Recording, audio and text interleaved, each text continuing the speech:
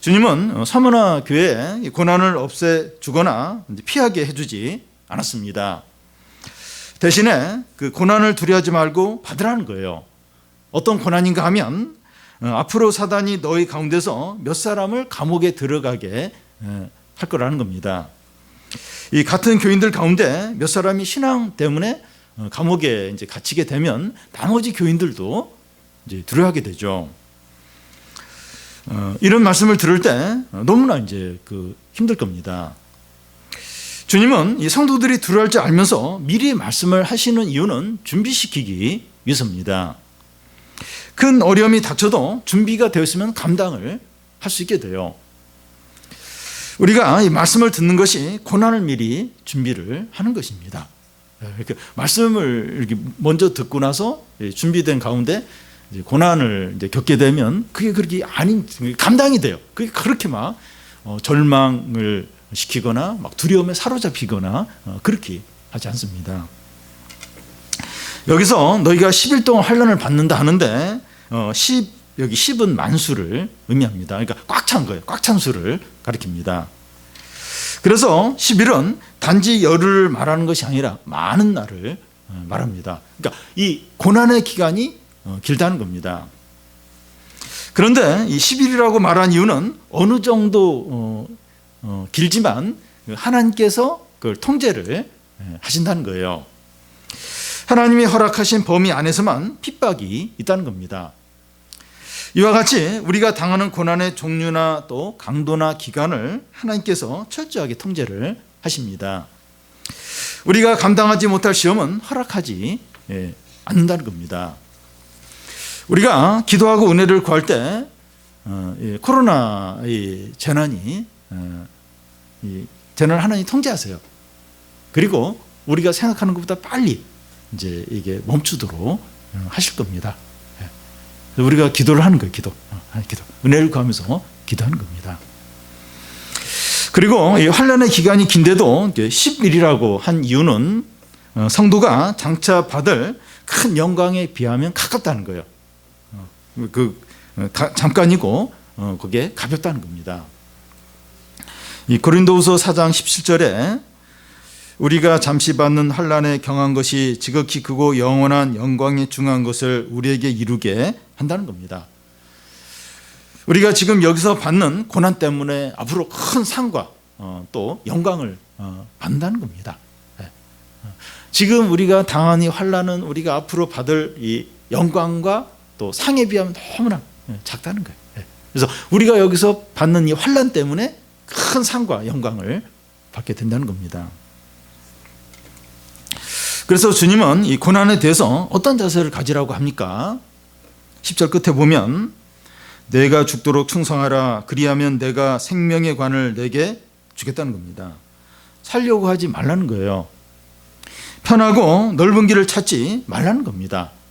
좁은 길, 생명의 길, 진리의 길을 찾으라는 겁니다.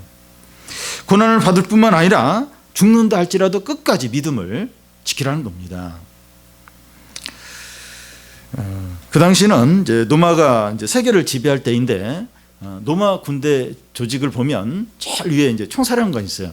총사령관 밑에 대대장들이 있고 대대장 밑에 백부장들이 있습니다. 이 백부장은 이제 100명 정도의 노마 군인을 이제 통솔하는 그 중사 계급에 해당하는 지휘관입니다. 성경에 이제 백부장들이 여러 명 나오는데 다 신실한 자들로 이제 나옵니다. 노마 군대에서 이 백부장의 역할이 참 중요해요. 그 당시 백부장들이 이제 전쟁을 할 때 얼마나 헌신적이고 또 충성스러운가 하면 이제 양쪽 군대가 수만 명이 이제 전쟁을 하죠. 전쟁을 할 때 이제 노마 쪽에서 한 200명 정도 이 군사가 죽을 때가 있는데 그 200명 중에서 한 30명 정도가 이제 백부장이라 그래요. 그러니까 얼마나 이 백부장들이 총사령관에게 헌신적으로 충성스럽게 제일 앞에서 전쟁하면 제일 앞에서 이제 자기 몸을 아끼지 않고 이제 전쟁을 하는 그래서 제일 많이 죽는 지휘관 그 군인이 이제 백부장일 정도로 그렇게 충성스럽게 아주 헌신적으로 전쟁에 임하는 자들이 이제 백부장들입니다. 이 디모데 후서에 보면 바울은 그리스도인은 예수님의 좋은 군사라 이렇게 말하는데, 예수 그리스도가 총사령관이 되고 성도는 백부장에 해당이 된다는 겁니다. 저는 이 말씀을 이렇게 보면서 예수 그리스도가 총사령관이고 내가 백부장이다, 이런 다짐을 이렇게 한 번씩 해요. 이렇게 마음이 약해지고 뭔가 막 두려움에 이렇게 눌리려고 할 때, 예수 그리스도가 총사령관이고 나는 예수님의 좋은 군사 백부장이다, 이제 이런 다짐을 이렇게 이제 한 번씩 합니다. 우리는 한 번씩 주님 도저히 못 견디겠습니다, 모든 것을 포기하겠습니다, 포기하겠습니다, 죽을 것 같습니다, 이런 말이 한 번씩 나올 때가 있어요. 그래도 끝까지 믿음으로 행하라는 겁니다.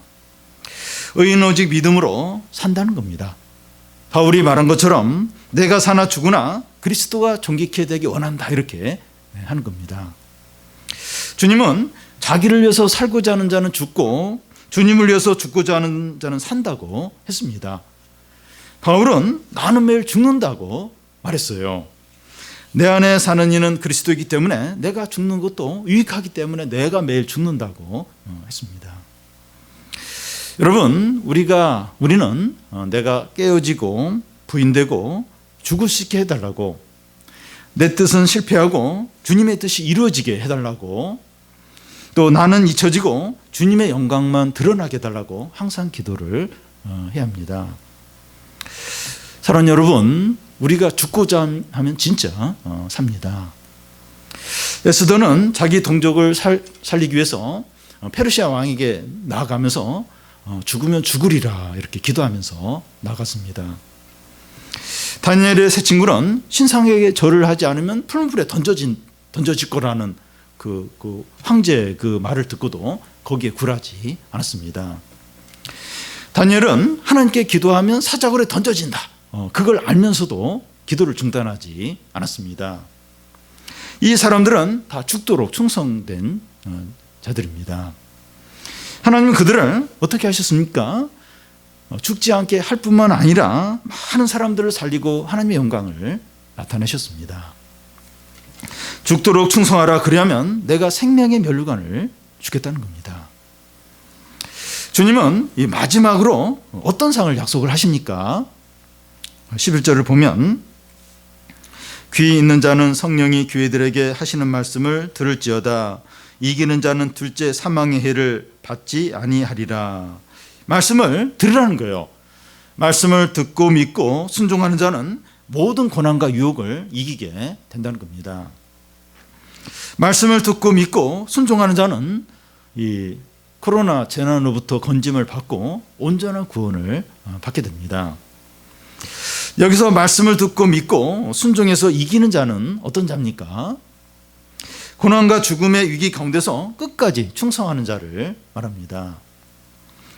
이런 이기는 자에게 어떤 상이 약속이 되어 있습니까?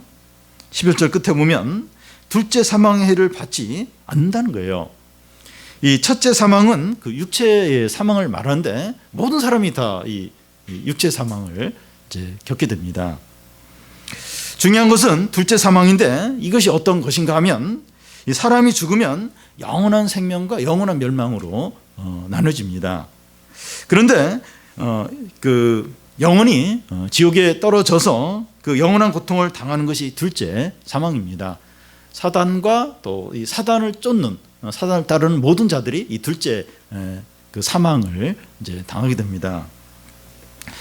여러분, 우리가 진짜 이제 두려워해야 할 것은 이 경제적인 어려움이나 질병으로 고생하는 거나 사람들로부터 인정받지 못하는 것이 아니라 영원한 멸망, 이 둘째 사망에 던져지는 것을 두려워야 합니다.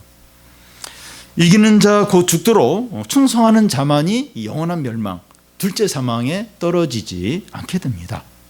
이기는 자, 끝까지 죽도록 충성된 자, 이 사람만이 이 둘째 사망, 이 영원한 멸망에 떨어지지 않습니다. 그렇지 않으면 이제 영원한 멸망, 이 둘째 사망에 떨어지게 되는 겁니다. 우리는 신앙생활을 잘해야 돼요. 신앙생활을 안 하면 모르는데 신앙생활을 잘해야 됩니다. 잘해. 죽도록 충성을 해야 됩니다. 적당히 안 돼. 적당히 하면 안 돼요. 신앙생활 잘해야 돼요. 죽도록 충성을 해야 합니다.